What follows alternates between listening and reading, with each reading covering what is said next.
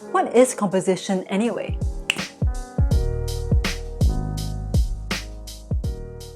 In this lesson, we're going to learn what composition is, how to make good composition, and what pitfalls to avoid when composing our shots. I'll teach you by showing you examples by great artists and showing you some of my own drawings, ones that work and ones that don't work. So, what is composition? Composition is how the elements on screen appear in relation to each other and how they are arranged in a shot. It's how and where a character or prop is placed in the background on screen and what parts are focused on. Good composition emphasizes the important parts that carry the story and the main message of the scene. Now, I'm going to show you an example by the artist Karolis Strautniekas, whose name I'm definitely mispronouncing and I apologize for it. So this was the illustration that Karolis drew for The New Yorker. Without even knowing the content of the article, we can already feel tension and suspense in this image. One of the ways Karolis does this is by showing contrast, both in size of the characters and in value. We can see that the man in the foreground is much larger than the man to the right and the left. This contrast in size gives a more foreboding feeling. The contrast in size of the man in the foreground looking at the man on the left-hand side gives a sense that the one in the foreground has the power. This is added on by the fact that the man in the foreground and the man on the right-hand side are both looking at this man on the left who is holding a phone and walking away. The man walking away isn't looking at either of them and doesn't seem to know that he's being watched. The contrast in value also adds to the tension. The man in the foreground is of the darkest value. He's looking at the man on the left-hand side, who is literally being bathed in light by his phone. If you notice, the man on the left-hand side isn't being covered by the darkness of any building or billboard around him. This is in contrast to both the man in the foreground and the man on the rightmost side, who are intersecting with background elements like billboards and buildings. The man on the rightmost side, although he's not of the darkest value, is still shrouded in darkness by the buildings as we said before. In addition to not distracting from the main focus of this illustration, the background elements also help draw attention to them. There's also a rhythm. The billboards that intersect with the man in the foreground are all varying shapes of squares that are distorted, showing rhythm and lead the viewer's eye to the main focus of the scene. If you notice, none of the dark parts of the building intersect with any of these characters.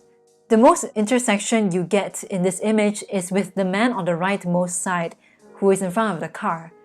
But even so, the buildings have faded into a light orange tone, and the shot is perfectly balanced by the walls on either side of the image. But what was the article actually about? It was about how two operatives were tasked with surveilling reporters and how they became involved in an international plot to suppress assault allegations against Harvey Weinstein. This illustration set the scene for the article without actually revealing or spoiling the contents. Now, let's analyze the composition in Stills of Spirited Away by Studio Ghibli. Spirited Away has so many examples of wonderful composition. Take this shot for example. In this scene, the main character, Chihiro, is trying to get a job from this old man. The way this shot is composed, it makes it clear that she's awaiting his response, and it also follows all of the composition rules that we mentioned before. There is contrast in size of characters and value, and the shot is perfectly balanced on either side. Although Chihiro is much larger in the foreground, the placement of the three jars on the bottom left and the dark value cast by that cement wall makes it so that the weight of the left-hand side is equal to the right. This shot also follows the rule of thirds. So what is the rule of thirds? Now imagine if we drew two lines of equal distance to one another horizontally, and then we drew another two lines equal distance to each other vertically. Whichever character or object that intersects or is very close to one or any of these 4 points would be following the rule of thirds. This is far from the only scene from Spirited Away that follows this rule. Most of the time in film and shows, the characters or props that are important are placed intersecting these 4 points, or near them at least. As you can see in this scene, both Chihiro and the old man are placed in those exact positions. Even in shots that are quite close up, like this shot with Yubaba and Haku, adhere to this rule of thirds. The scene also adheres to the golden ratio. Now you're wondering what the golden ratio is if you have not heard of it before. The golden ratio is actually a mathematical calculation, but it is often used in art as a literal ratio to use so that a scene is visually pleasing. The summarized explanation of the golden ratio is that it has one major focal point that is slightly off-center, that is also adhering to the rule of thirds. You don't necessarily have to follow the rule of thirds or the golden ratio in all of your scenes. It highly depends on what you need the scene to convey and what you want to emphasize. Now this example from Spirited Away arguably doesn't really follow the rule of thirds or the golden ratio. It has one imposing building, and it's a shot that's just meant to establish where and what Chihiro is seeing. Generally speaking though, you can't fail when using the rule of thirds or the golden ratio. In all of the shots in Spirited Away, there's repetition and rhythm. Most of the time, the repetitive elements lead up to the main focus of the scene. They also sometimes use leading lines in order to lead the viewer's eye to the main focus of the scene. This shot of Chihiro running on a pipe is one of the most blatant examples of using leading lines so that the audience will pay attention to the character. It also adds flow to the scene. Here are more examples of leading lines. Spirited Away also uses composition to strengthen the storytelling. The scene with Yubaba and Haku show that Yubaba is livid and large and imposing, yet Haku, being so small, is still standing strong. His face is unfazed, and she is the one that is losing control. Her hair is all over the place, and her fire doesn't affect him. The scene also adheres to the golden ratio. You are entirely focused on them because there's no distractions in the background or anywhere else. This because it's a pivotal moment in the movie, where their relationship dynamics change. Here's another example, but this time without any characters. The shot still adheres to all of the composition rules we spoke of. The rule of thirds, contrast, rhythm, leading lines, and the golden ratio. Okay, I'm going to show you some of my old storyboards. Though the compositions definitely aren't perfect, they do adhere to the composition rules we discussed before. So let's analyze them and figure out how you can apply composition rules to your own storyboard. Here's an example of an establishing shot that follows the rule of thirds and has contrast in size. I do think that I drew the moon a bit too large here, but other than that, it generally adheres to the main composition rules. There's rhythm in the streetlights and the buildings. There's contrast in the shape of that main building and in the size of the tree against the smaller building in the background.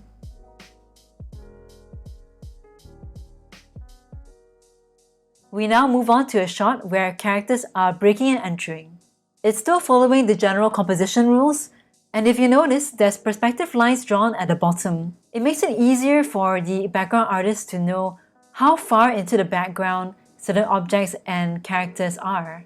So I would recommend for you guys to draw perspective lines on the ground as well.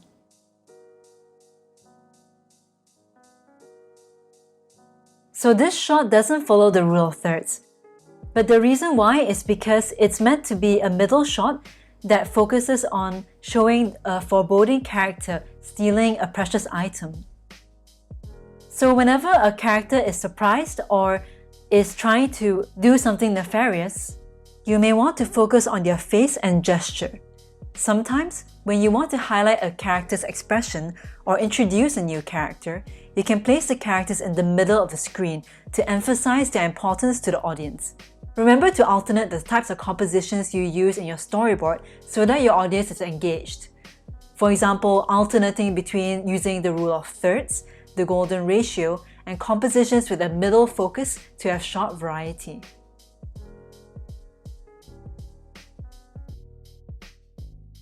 And here's the introduction of the superhero that's going to defeat them, or going to try to anyway. The rubble and the wall frames her, so that our attention is exactly on her and we know where she's entering from in the scene. In this example, it generally follows the rule of thirds, with the exception of the bunny hero in the middle.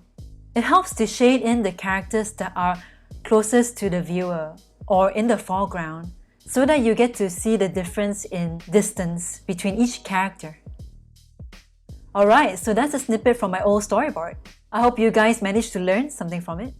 Now I'm going to show you guys some examples of common composition mistakes to avoid. No awkward overlap of different characters that distract from the main focus of the scene. No objects that intersect and stick out of characters, especially ones that make it seem like they have a strange shape. No weird cut-offs of characters' feet and hands, especially when they are moving or if what they are doing is supposed to be the focus of the scene. When there's a large crowd, don't focus on the wrong character, like a background character that isn't going to come into play or affect the story, unless it's for a specific comedy beat. Okay, I want you guys to remember that it's okay to make mistakes. Every mistake that you make is one step closer to creating beautiful composition that tells your story, and it's okay if that takes time. Now, I suggest for you guys to watch and re-watch and then analyze the composition in these films: The Grand Budapest Hotel, Ghost in the Shell, Whiplash, and Spirited Away. Now, the reason why I chose these films is because all of them are fantastic films, for one thing, and they're all very different from each other. They all also have great compositions that tell the story in a very effective way in every scene. And I feel like you guys can internalize the lesson better by analyzing these films. After that, come back and I'll teach you about continuity in the next lesson. Or I can see you on Skillshare. There's actually a lot to learn in storyboarding, and you can learn it for free for the first 2 months by clicking on the link below in the description. Storyboarding is like directing a film or a series, so there's tons more to learn and understand. Apart from my class, you'll also be able to watch many other types of classes of various different topics, from animation, to baking, to woodworking, and etc. Thank you for watching this episode of my class, and I wish all you budding artists the best. See you around!